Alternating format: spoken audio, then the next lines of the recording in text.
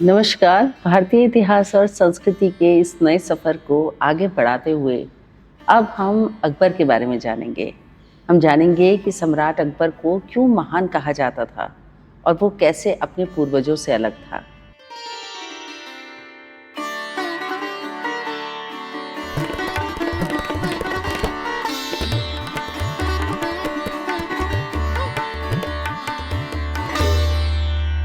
सम्राट अकबर का पूरा नाम जलालुद्दीन मोहम्मद अकबर था।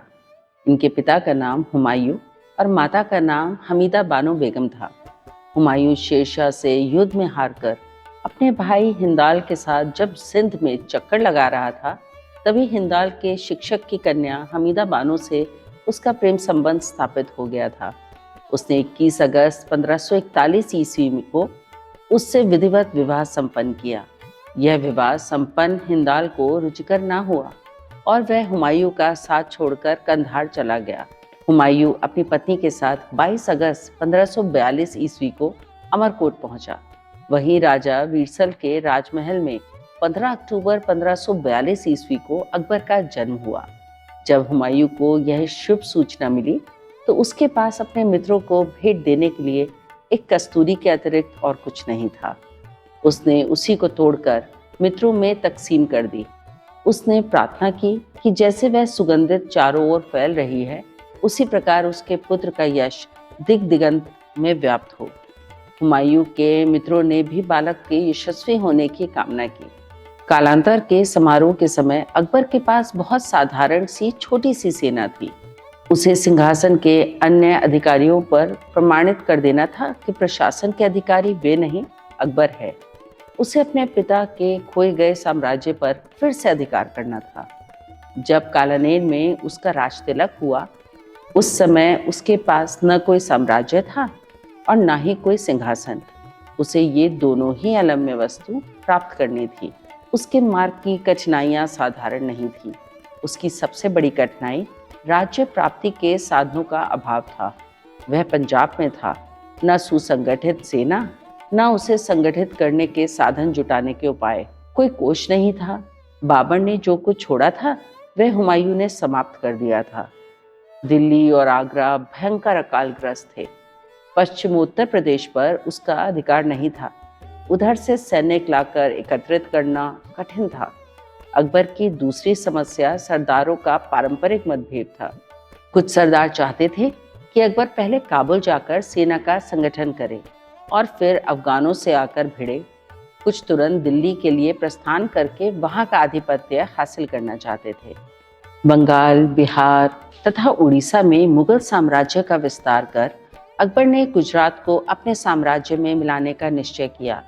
वह अफगानों का आखिरी स्थान था जहां उसके भग्नावशेष दृष्टिगोचर होते थे। गुजरात को वह अपनी पैतृक संपत्ति मानता था। अकबर के पिता हुमायूं ने एक बार गुजरात पर विजय प्राप्त की थी और उसे मुगल साम्राज्य का अंग मान लिया था। अकबर ने राजपूतों के साथ वह नीति नहीं अपनाई जो अफगानों के साथ अपनाई। अफगानों पर विजय हासिल करके उसने उनका उन्मूलन किया। राजपूतों के साथ सहिष्णुता, उदारता, सद्भावना और सहयोग की नीति का पालन किया। अकबर ने यह उदार नीति मुगलों की भारत में अलोकप्रियता समाप्त करने के लिए अपनाई। मुगलों को भारत में बर्बर तथा विदेशी समझा जाता था। बाबर अकाल मृत्यु तथा हुमायूं संघर्ष लिप्त होने के कारण लोकप्रियता हासिल न कर पाए। अकबर ने अपने पूर्वजों के अपूर्ण कार्य को पूरा करने का निश्चय किया था। वह भारतवासियों के दिलों में अपने सुकृत्यों को प्रस्तुत कर उनके दिलों में स्थान बनाना चाहता था। वह चाहता था कि यहाँ की आम जनता भय से नहीं, प्रेम से उसे अपना हितैषी शासक माने। अफगानों के दिलों के घाव ताजे थे क्योंकि उन्होंने अपना राज्य गंवाया था। उनके दिलों पर अधिकार जमाना आसान नहीं था। राजपूतों के दिलों के घाव नए नहीं पुराने पड़ चुके थे। अकबर का जन्म भी एक राजपूत के संरक्षण तथा राजभवन में हुआ था। वह राजपूतों की ओर अधिक सहानुभूति और सहृदयता से देखता था। राजपुताने की भौगोलिक स्थिति ने भी अकबर को मजबूर किया कि वह उन्हें अपना मित्र स्वीकारे। राजपुताना दिल्ली आगरे के बहुत निकट था, इसलिए वह कभी भी उसके लिए संकट की स्थिति उत्पन्न करने में सक्षम थे। इस स्थिति में या तो वह उन्हें अपना मित्र बनाता अथवा शक्ति से उन्मूलित कर देता। अकबर ने इनमें से प्रथम को तरजीह दी, क्योंकि उनका उन्मूलन संभव न था। वह स्वयं को नष्ट करने के समान था। इसमें हाथ डालकर वह अपने दक्षिण इत्यादि की योजनाओं से वंचित रह जाता। अकबर दूरदर्शी राजनीतिज्ञ था। वह जानता था कि साम्राज्य की सुरक्षा तथा एकता के लिए भारत की बहुसंख्यक जाति हिंदुओं का सहयोग प्राप्त करना आवश्यक है। हिंदुओं में भी राजपूतों को उसने विशेष महत्व दिया, क्योंकि इनके पास अपनी सेनाएं और राज्यों के दुर्ग थे। अपने साम्राज्य की सुरक्षा का प्रबंध करना वह जीवन का प्रथम कर्तव्य मानता था। उसने निश्चय कर लिया कि वह हिंदुओं का सहयोग और समर्थन हर दशा में प्राप्त करेगा। उसने राजपूतों से प्रेम भावपूर्ण मैत्री को अपने साम्राज्य की दृढ़ता के लिए जरूरी माना। अकबर ने चंद राजपूत राजाओं और अमीरों को सम्मान अवश्य प्रदान किया। अगर वास्तविक रूप में देखा जाए तो उसने उनकी प्रतिष्ठा और शक्ति को ह्रासोन्मुख बनाया। जिन राजपूत राजाओं और सामंतों ने उसके सामने अपना मस्तक नत नहीं किया, उन्हें कुचलने में उसने एक क्षण का भी विलंब नहीं किया। अकबर ने अपना साथ देने वाले राजपूत सरदारों को भी यथासंभव अशक्त ही करने का प्रयास किया। उसने राजपूतों के शक्ति संपन्न दुर्गों को छीना तथा नष्ट किया। उनकी जागीरें स्थानांतरित कर दी। वह पहले से जहां जमे हुए थे उस स्थान को अपने अधिकार में लेकर उन्हें कई अन्यत्र जागीर दे दी। उसने राजपूत सामंतों को सीधे अपने अधीन कर लिया। इससे बहुत से बड़े बड़े राज्यों की प्रतिष्ठा समाप्त हो गई। अकबर का व्यवहार राजपूत सरदारों के साथ एक चतुर राजनीतिज्ञ जैसा रहा। राजपूत राजवंशों से वैवाहिक संबंध स्थापित कर उसने राजपूतों की मर्यादा भंग की। उसने राजपूत कन्याओं के ही मुसलमानों से विवाह कराए, मुसलमान कन्याओं के राजपूत अथवा उनके पुत्रों अथवा सामंतों से नहीं। अकबर की सहिष्णुता नीति का प्रभाव भारत के राजनीतिक, सामाजिक, सांस्कृतिक, आर्थिक अर्थात सभी क्षेत्रों में हुआ। राजपूत सरदारों के सेना में उच्च पदों पर आने से मुगल सेना शक्तिशाली बनी।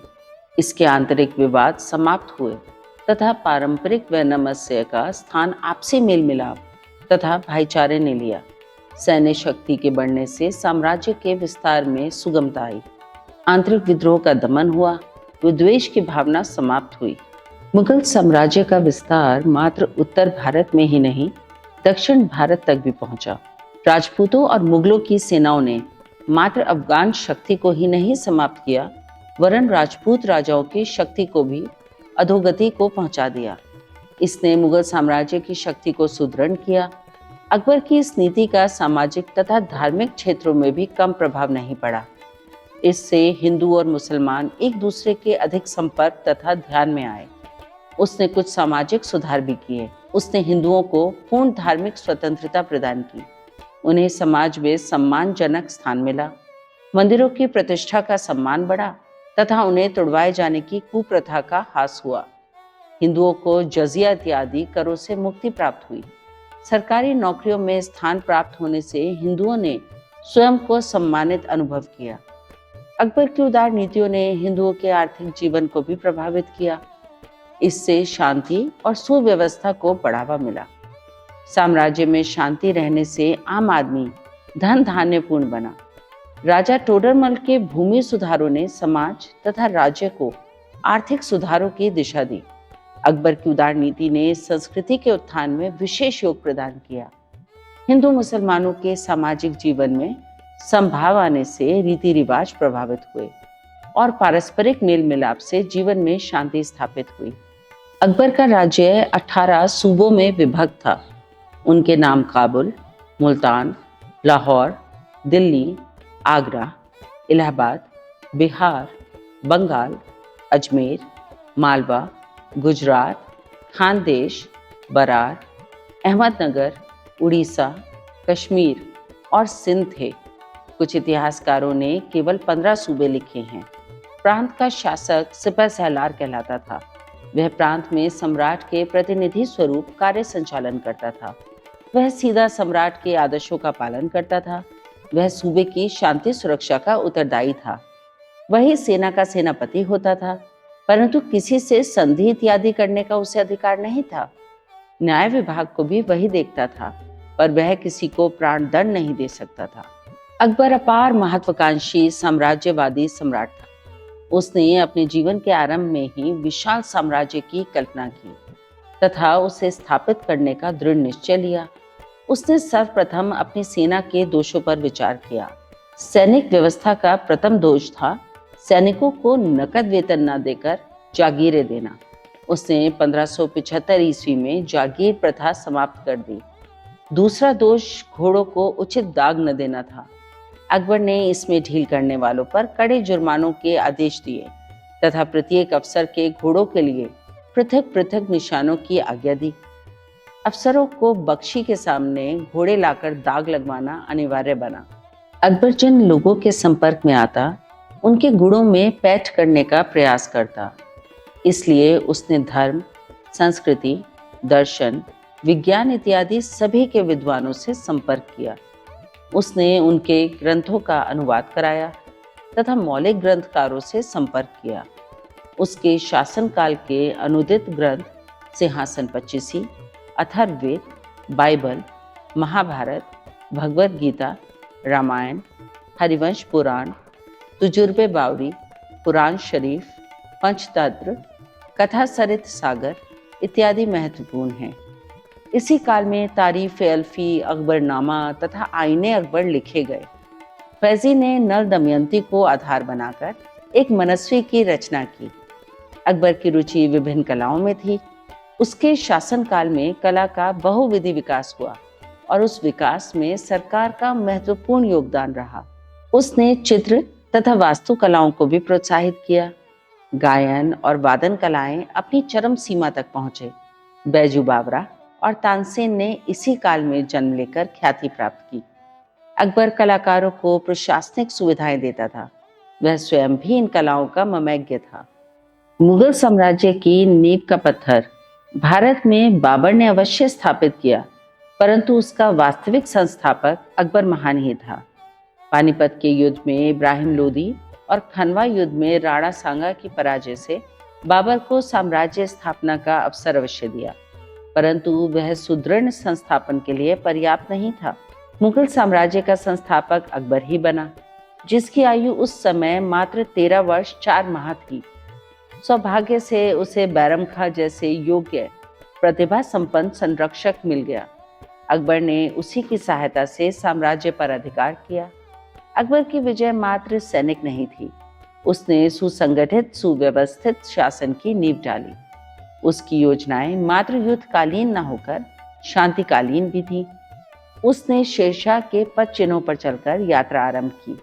उसने लोकप्रिय प्रशासन की व्यवस्था करने का निश्चय किया। उसने राजनीति के क्षेत्र में उदारता, सहिष्णुता तथा धार्मिक स्वतंत्रता को प्रश्रय दिया। उसने गुणों के आधार पर अपने मित्र बनाए। उसने अपने साम्राज्य को शक्ति अथवा भय पर आधारित न करके अपनी प्रजा के दिलों को जीतने का प्रयास किया। भारतीय इतिहास और संस्कृति के आज के सफर में मेरे साथ बस इतना ही। हमने जाना कि अकबर महान क्यों कहलाया। उसने संस्कृति को महत्व दिया। उसने धर्म का परिवर्तन नहीं कराया। उसने लोगों के बारे में सोचा, अब उनकी योजनाओं के बारे में सोचा। उसने उनका उत्थान करने के बारे में सोचा। ये बहुत सारी बातें हैं जो अकबर को अपने पूर्वजों से अलग बताती हैं। इस सफ़र को हम थोड़ा और आगे लेके चलेंगे और अन्य राजाओं के बारे में बात करेंगे। मुझे आशा है मेरी ये छोटी सी कोशिश जो भारतीय इतिहास और संस्कृति को आपके समक्ष लेकर आ रही है, ये आपको पसंद आएगी और आप इसे अपने परिजनों तक पहुंचाएंगे। मैं इति त्यागी अपनी वाणी को विराम देती हूँ और आपसे आज्ञा चाहती हूँ। नमस्कार।